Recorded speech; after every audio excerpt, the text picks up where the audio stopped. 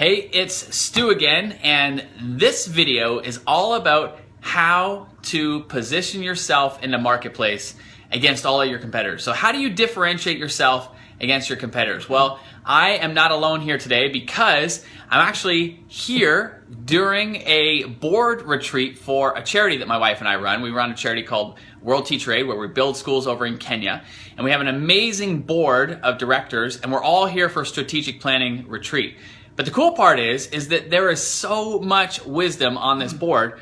I just couldn't let that pass and not do a Facebook Live.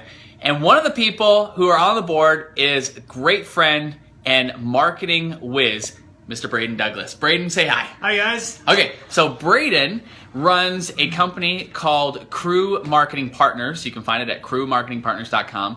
He helps big brands, small brands, charities, nonprofits, all set up their marketing and strategy. And so we were talking today about how do you separate yourself in the marketplace? How do you position yourself against your competitors so you stand out and so forth? And Braden's got some thoughts on that. Braden, take it away. All right. Well, thank you very much. And this is the key thing, is that I get to work with hundreds of businesses, and I teach them this one tool in almost every time. And if I could say one, if you could really take this home with you, that would be great. Now, the key thing is called a market position graph. Now, the market position graph, you can see here is... Actually, I'm going to flip it. Hang on. I'm going to flip it because I know you can't see that. 1 second. There we go. All right. So you can see that market position graph right here, right? So you have your, basically your perceived benefits from high to low right here. And on the bottom axis, you have the price point from low to high. And right through the middle is what we call an optimal position line. That means any business model, a very good business model, should be positioned along this line. So for example, if you are low price, you have low perceived benefits, you're going to be right about here. And this quadrant is called the Volume Quadrant. And that Volume Quadrant means that, you're selling lower, you've got lower perceived benefits, but your strategy is all about making it up with logistics. You're getting, big buying rebates. Walmart would be in this quadrant, IKEA. Those would be down in here. Now, up in here is what we call a Value Quadrant. That is higher perceived benefits, higher price point. And that would be, if you're talking about Louis Vuitton and, higher end brands, we're at higher price, but yet the higher the perceived benefit it is. Now, the key thing is that down in here is what we call the death zone.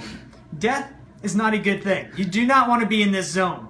That means that your price point is higher than what the benefits that your target audience perceives to be. And therefore, you can't sell at a high price. You actually get down and push down your prices down into here. So nobody wants to buy that because they don't see the benefit in it and the price is high. Yes, exactly. So what I'm going to teach is that where are you positioned in the graph? Are you a high price, high perceived benefit? Are you a low price, low perceived benefit? And what is your competitive advantage to stay there? Wait, what about this quadrant right here? This quadrant is called the attraction zone. And the attraction zone is that saying, hey, you've got high perceived benefits, like, wow, this is a smoking deal, because it really should be more expensive. But it's attraction, so you get immediate response. People want to buy it, but it's not sustainable. So that quadrant would be good when you're like launching something and you want to get a lot of market penetration early. Absolutely. And so a technique that you do that, this is always temporary. So for example, let's say you're selling something expensive, but you really want to get people in. You say, hey, for a limited time, we're going to cut down our price to $200. But buy now because it's going to go back up, because it really should be positioned here. Okay, so these two quadrants here, those are long-term where we want to end up in one of those. Absolutely. This one is short-term, this one is death zone, never want to be there. Correct. Absolutely. So here's the question. Where are you? And you cannot choose both. You cannot have a straddling position. Right? Michael Porter, if you ever read any of his strategic books, is that you can't have a straddled position in the market because it's confusing for your target audience. It doesn't really help you understand where you should invest your money. So the key thing is to say, where are you located right now, and who else is actually located in there? So the key thing is that it will help you identify your key competitors, and let's say you want to be up in here, but there's also about, say, 5 other competitors in there. Now, the whole idea of marketing is to say, well, how am I uniquely positioned in the market, or what some people call the unique value proposition or your unique selling proposition, to help you differentiate yourself from the competition. And that those questions there come from 3 questions you need to ask is, what does your target audience really want in terms of the benefits that they receive? Some people, for example, want better quality of materials. Some people want better service. Some people want a better experience overall. Some people want a free delivery and the aspects that, the features that can come with it. Others want the social prestige of having that Porsche or that nicer vehicle, for example. So you have to really decide what benefits can you uniquely deliver on that are valued by your target audience that they will pay the right amount for. Okay, so what's that question again? So the question that you need to ask yourself is, what are those key benefits that your target audience cares about that are going to help you position yourself uniquely in the market? Okay, so what's the second question? You said there were 3, so that was 1. Yeah, so the second question that you got to really focus in on is, how do you actually maintain this position versus your competition?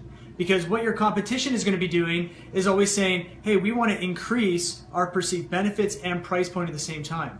So you have to choose what innovation and what new benefits are you going to be able to provide that target audience to maintain your position. Because if you don't, what happens is you start to drift down as your competition stays. Into the death zone. Into the death zone. No! Nobody wants that death zone. All right, number 3. Last question you have to ask yourself in here is to say, well, what is going to be that next innovation, or what's going to be next within a market position? Are you going to enter a new category, for example? Are you going to then maybe launch another product offering that's still within the same category? And so the key thing is always to say, what do people really want?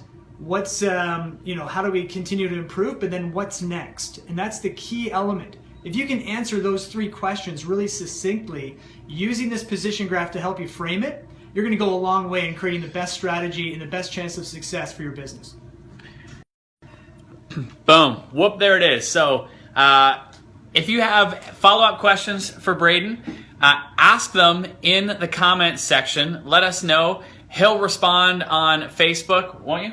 Sure. Yeah. Okay. Good, yeah. So he'll respond on Facebook. So if you have strategy questions as it relates to your market position and how to position yourself accordingly, Braden is the man. And ask your questions in the comments, and we'll respond accordingly. So Braden, thanks so much, buddy. Thank you. We got to get back because look through the window. That's my wife. She's saying, get over here. We got to go for the charity strategic planning retreat. So with that, from Braden and I, crewmarketingpartners.com. We're off. Hope you got some great value from this. We'll talk to you soon. See you later. Bye.